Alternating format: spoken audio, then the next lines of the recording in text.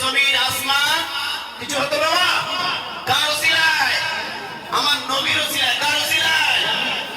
আপনার নবী, আমার নবী। নবী কার? কথা বলেন কার? আপনি বলবেন আপনার, আমি বলবো তো আমার।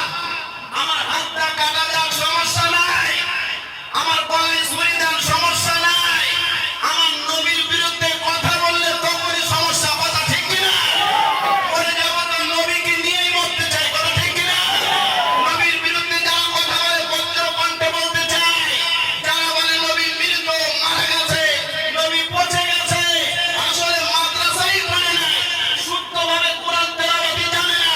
আল্লাহর নবী বলেছেন আল আম্বিয়াউ আহইয়াউন ফি কুবুরিহিম ইউসাল্লুন। আল্লাহর নবী বললে একটা সময় আল্লাহ তাআলার কাছে, আল্লাহ তাআলার আরশে আজিমের জান্নাত জাহান্নাম পরিদর্শনে আল্লাহ তাআলা আমাকে ডেকেছে। আমি নবী চলেছি, এমন অবস্থায় দেখলাম হযরত মূসা আলাইহিস সালাম কবরের ভিতরে আল্লাহ নামাজ আদায় করছেন। জোরে বলবেন সুবহানাল্লাহ। যারা বলেন নবী মারা গেছে, পচে গেছে, নবী হায়াতে নাই, ও বন্ধু আসলে তো তোদের চোখ নাই, কপাল ফাটা তোরা। কথা ঠিক কিনা? ধরনের মানুষ আছে না নাই? তারাও কোরআন পড়ে, তারাও নামাজ পড়ে, তারাও সিজদা করে, তারাও শরীয়ত মানে। কি শরীয়ত মানে তো আমার বুঝে আসে না।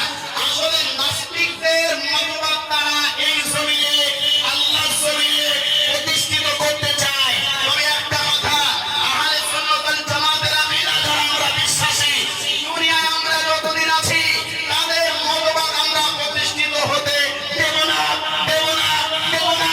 এই অঙ্গীকার আল্লাহকে হাত তুলে দেখায় দেই না।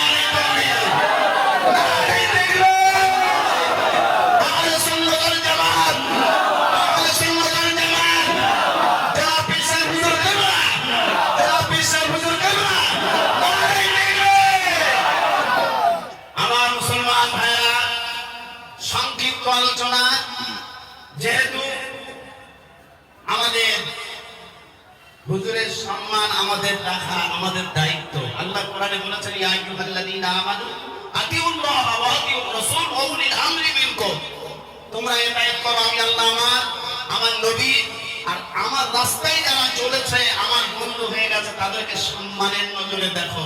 দেখলে আমি আল্লাহ তোমাদেরকে বান্দা হিসাবে গ্রহণ করব। জোরে বলি সুবহানাল্লাহ। আমাদের মজলিস অন্য সময় হবে। ছোট্ট যে ইতিহাসটা বলছিলাম, দাদা হুজুর কিবলা রাহমাতুল্লাহ আলাইহি হুজুরের হাতে হাত দিয়ে পা জড়িয়ে ওই গোবরডাঙ্গা ছেড়ে বাবু বললেন, পীর সাহেব, ফকির সাহেব, আপনি আমাকে মাফ করুন আর আপনি আমার বাড়িতে চলুন। আমার আহার করবো আপনার হাতে হাত দিয়ে, কলেমা পড়ে মুসলমান হয়ে যাবে। ওই ধর্মের ভিতরে থাকতে চাই, যে ধর্মের ভিতরে ভ্রাতৃত্ব শেখায়, ওই ধর্মটা মানতে চাই। যে ধর্মের ভিতরে থাকলে আল্লাহকে চেনা যায়, নবীকে চেনা যায়, দুনিয়ায় কারোর প্রতি কারোর হিংসা বিদ্বেষ থাকে না, ওই ধর্মটা আমাকে শেখায় দেন। এই কথা বলবার পরে দাদা হুজুর পীর কিবলা রাহমাতুল্লাহ আলাইহি হুজুরের হাতে হাত দিয়ে কালেমা পড়ে মুসলমান হয়ে গিয়েছিলেন। জোরে বলে সুবহানাল্লাহ। আমার মুসলমান ভাইরা, ওয়াজের মজলিস অন্য জায়গায় হবে ইনশাআল্লাহ। আমি আসি প্রায় ৩-৪ বার এসেছি। আমার হুজুরের সঙ্গে অনেকবার দেখা হয়েছে। উনি আমাকে দোয়া দেন, যখনই আসি সম্মানের সঙ্গে বলেন আমার কলকাতার বাবুটা কোথায়, খবর নেন। আমি খুবই গর্বিত, আনন্দিত। দুটো মাদ্রাসা চালাই, আমি হুজুরকে ইনভাইট করবো ইনশাআল্লাহ আমার মাদ্রাসায় ভিত স্থাপনের জন্য, এবং আরেকটা মাদ্রাসা তো আছে ইনশাআল্লাহ নিয়ে যাবো, এটা আমার মনের আশা।